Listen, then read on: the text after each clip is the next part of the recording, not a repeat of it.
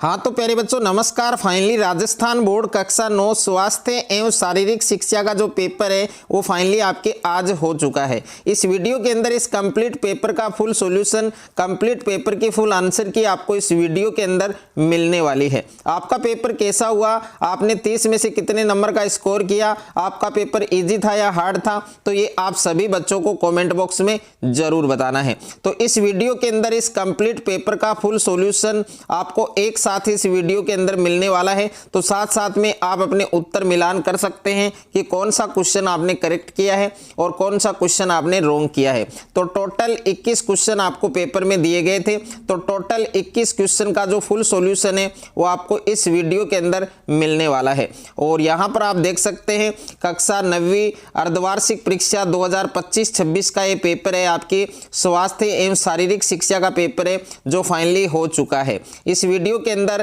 Complete paper का full solution आपको मिलेगा। तो साथ साथ में आप अपने उत्तर है वो मिलान कर सकते हैं। तो सबसे पहले आपको पार्ट ए दिया गया था जिसमें आपके वस्तुनिष्ठ प्रश्न थे। तो इसमें पहला प्रश्न आपको पूछा गया था कि विकास एक होती है, तो विकास है वो एक कौन सी क्रिया होती है, कौन सी प्रक्रिया होती है। तो ए ऑप्शन में अस्थायी प्रक्रिया, बी ऑप्शन में असतत प्रक्रिया, सी ऑप्शन में सतत प्रक्रिया और द ऑप्शन में प्रतिवर्ती प्रक्रिया।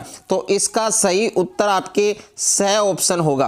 अगर आपने इसमें सी ऑप्शन किया है तो ये आपका बिल्कुल करेक्ट आंसर है। उसके बाद में दूसरा प्रश्न आपको दिया गया था निम्न में से कौन पर्यावरण का हिस्सा नहीं है। तो पर्यावरण का हिस्सा कौन नहीं है, तो यहां पर द ऑप्शन आपका सही होता, यानी द ऑप्शन आपका करेक्ट होगा, मशीन। उसके बाद में अगला प्रश्न है आपके प्रश्न संख्या 3 दे रखा है आपको कि संतुलित आहार शरीर को क्या प्रदान करता है। तो संतुलित आहार है वो शरीर को क्या प्रदान करता है, तो इसमें ए ऑप्शन आपका करेक्ट होगा, पोषण। ओके, अगर आपने इसमें ए ऑप्शन किया है तो ये आपका बिल्कुल करेक्ट आंसर है। 4 नंबर प्रश्न आपको दे रखा है कि प्राथमिक चिकित्सा का मुख्य उद्देश्य क्या होता है। तो प्राथमिक चिकित्सा का मुख्य जो उद्देश्य है वो क्या होता है, तत्काल सहायता देना, यानी बे वाला जो ऑप्शन है वो आपको इसमें करेक्ट करना था। तो बे ऑप्शन आपका सही होगा। उसके बाद में 5वां प्रश्न है आपके कि प्रोटीन का मुख्य कार्य क्या है। तो प्रोटीन का मुख्य कार्य क्या है, शरीर की वृद्धि है और मरम्मत है। तो शरीर की वृद्धि और मरम्मत, यानी द वाला जो ऑप्शन है वो आपको क्या करना है, इसमें करेक्ट करना है। छठा प्रश्न आपको दे रखा है कि कबड्डी खेल में कितने खिलाड़ी खेलते हैं और अतिरिक्त खिलाड़ी कितने होते हैं। तो इसमें बे ऑप्शन आपका सही होगा, यानी जो क्वेश्चन नंबर 6 का जो सही आंसर है वो आपके ऑप्शन नंबर बे होगा। उसके बाद में 7वां प्रश्न है आपके योग का अर्थ क्या है।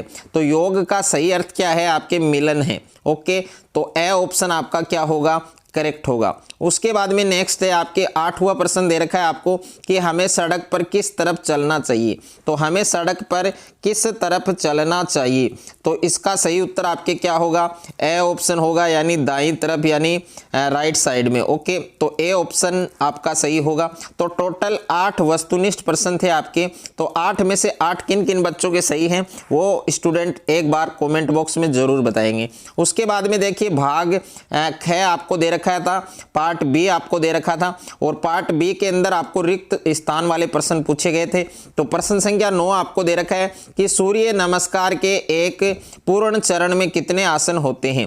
तो सूर्य नमस्कार के एक पूर्ण चरण में कितने आसन होते हैं, तो इसमें आपको क्या लिखना था, 12 लिखना था। ओके, यानी कितने आसन होते हैं, 12 आसन होते हैं। तो प्रश्न संख्या 9 के अंदर जो रिक्त स्थान है इसमें आपको क्या लिखना था, 12। उसके बाद में प्रश्न संख्या 10 आपको दे रखा है विटामिन डी का प्रमुख स्रोत क्या है। तो विटामिन डी का प्रमुख स्रोत क्या है, आपके सूर्य का प्रकाश। तो इसमें आपको क्या लिखना था, सूर्य का प्रकाश आपको लिखना था। अगर आपने इसमें सूर्य का प्रकाश लिखा है तो ये आपका बिल्कुल करेक्ट आंसर है। उसके बाद में प्रश्न संख्या 11 है प्राथमिक चिकित्सा का एक गुण निर्णय लेना है। तो इस रिक्त स्थान में आपको लिखना था तत्काल और सटीक। इस रिक्त स्थान में आपको क्या लिखना था, तत्काल और सटीक, तत्काल और सटीक, तत्काल और सटीक, यह आपका सही उत्तर होगा। यानी प्राथमिक चिकित्सा का एक गुण तत्काल और सटीक निर्णय लेना है। तो इस रिक्त स्थान में क्या आने वाला था, आपके तत्काल और सटीक। उसके बाद में प्रश्न संख्या 12 है कि कमर मरोड़ने का व्यायाम शरीर की को सुधारता है। तो इस रिक्त स्थान में आता आपके लचीलेपन। इस रिक्त स्थान में आपको क्या लिखना था? लचीलेपन। या तो लचीलेपन आप लिख सकते थे, या फिर दूसरा ऑप्शन है आपके स्थिरता। ये दोनों ही आपके सही हैं। ओके, या तो आपको लिखना था लचीलेपन या स्थिरता, दोनों उत्तर आपके सही हैं। उसके बाद में देखिए भाग ग है आपके पार्ट सी है, और यहाँ पर प्रश्न संख्या 13 से लेकर 21 तक के जो प्रश्न हैं, यानी प्रश्न संख्या 13 से लेकर 21 तक के जो प्रश्न हैं ये बड़े प्रश्न हैं, और इनके उत्तर आप एक साथ वीडियो के अंदर देख सकते हैं। तो यह आपके क्वेश्चन नंबर 13 का सॉल्यूशन दे रखा है। योग के 2 प्रमुख लाभ आपको पूछे थे, तो एक तो शारीरिक लाभ होता है और एक मानसिक लाभ होता है। तो शारीरिक लाभ आप देख सकते हैं, एक तो शक्ति, संतुलन और लचीलापन है, दूसरा आपके हृदय और पाचन स्वास्थ्य है, और मानसिक लाभ में है तनाव और चिंता में कमी, और दूसरा पॉइंट है मानसिक शांति और एकाग्रता। उसके बाद में क्वेश्चन नंबर 14 का सॉल्यूशन आप देख सकते हैं। वायु प्रदूषण को रोकने के लिए हमें क्या करना चाहिए? व्यक्तिगत और सामूहिक स्तर पर कई उपाय हम कर सकते हैं, जैसे निजी वाहनों की जगह सार्वजनिक परिवहन, साइकिल या पैदल चलना, वृक्षारोपण को बढ़ावा देना। तो ये सब कारण आप लिख सकते हैं। उसके बाद में क्वेश्चन नंबर 15 के अंदर आपको पूछा गया था संतुलित आहार क्या है, यानी संतुलित भोजन के बारे में आपको लिखना था। तो इस प्रकार से आप लिख सकते हैं। और क्वेश्चन नंबर 16 में आपको पूछा गया था प्राथमिक चिकित्सा क्या है, प्राथमिक चिकित्सा से आप क्या समझते हैं। तो ये कंप्लीट इसका सॉल्यूशन दे रखा है। और क्वेश्चन नंबर 18 के अंदर आपको पूछा गया था, यहाँ पर देखिए क्वेश्चन नंबर 15 के बाद में जो क्वेश्चन नंबर 16 भी आपको दे रखा है। एक छोटा प्रश्न था आपके, मैं बता रहा हूँ आपको। देखिए क्वेश्चन नंबर 14, 15 और उसके बाद में ये आपके क्वेश्चन नंबर 16 जिसमें प्राथमिक चिकित्सा के बारे में पूछा था। और क्वेश्चन नंबर 17 नहीं है, तो क्वेश्चन नंबर 17 में आपको पूछा गया था कि जो राष्ट्रीय जो खेल है उसके बारे में पूछा गया था, तो वो होगा आपके बास्केटबॉल। ओके, यानी क्वेश्चन नंबर 17 का जो आंसर है, क्वेश्चन नंबर 17 का जो आंसर है वो आपको क्या लिखना था? बास्केटबॉल लिखना था। Okay, basketball. बास्केटबॉल जिन बच्चों ने लिखा है उनका सही उत्तर है। उसके बाद में क्वेश्चन नंबर 18 के अंदर आपको पूछा गया था वर्दी और विकास में अंतर। तो ये वर्दी वाले पॉइंट देख सकते हैं, और ये आपके विकास वाले पॉइंट जिसमें गुणात्मक है, जीवन भर चलने वाली प्रत्यक्ष है, और ये सब इनके उदाहरण दे रखे हैं। उसके बाद में देखिए क्वेश्चन नंबर 19 के अंदर आपको एक खेल मैदान का नामांकित चित्र बनाना था। तो ये हॉकी के मैदान का नामांकित चित्र है, आप देख सकते हैं। और क्वेश्चन नंबर 20 के अंदर आपको स्वास्थ्य शिक्षा के लाभ पूछे थे। आपको स्वास्थ्य शिक्षा क्यों आवश्यक है, तो इस प्रकार का क्वेश्चन था, तो उसमें आपको ये वाले पॉइंट लिखने थे। और क्वेश्चन नंबर 21 के अंदर आपको जल प्रदूषण क्या होता है, जल प्रदूषण के कारण और उनके उपाय। तो ये जल प्रदूषण के बारे में आप लिख सकते हैं।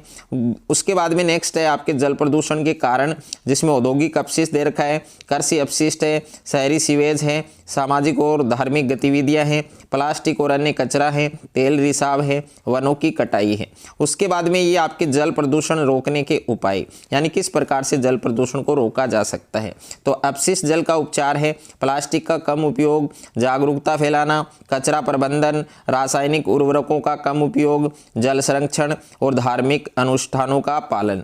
तो इस प्रकार से कंप्लीट सॉल्यूशन है वो आप देख सकते हैं। प्यारे बच्चों, टोटल पेपर में आपको 21 क्वेश्चन दिए गए थे, और 21 क्वेश्चन का फुल सॉल्यूशन मैंने इस वीडियो के अंदर आपको दिया है। इसी प्रकार से कक्षा 9 के सभी विषयों का जो अर्धवार्षिक परीक्षा 2025 का जो पेपर हुआ है उसका फुल सॉल्यूशन मैंने डाल रखा है। सभी का लिंक आपको डिस्क्रिप्शन में मिल जाएगा, या आप चैनल में जाकर भी देख सकते हैं। और उनका जो फुल सॉल्यूशन है वो कंप्लीट मैंने डाल रखा है।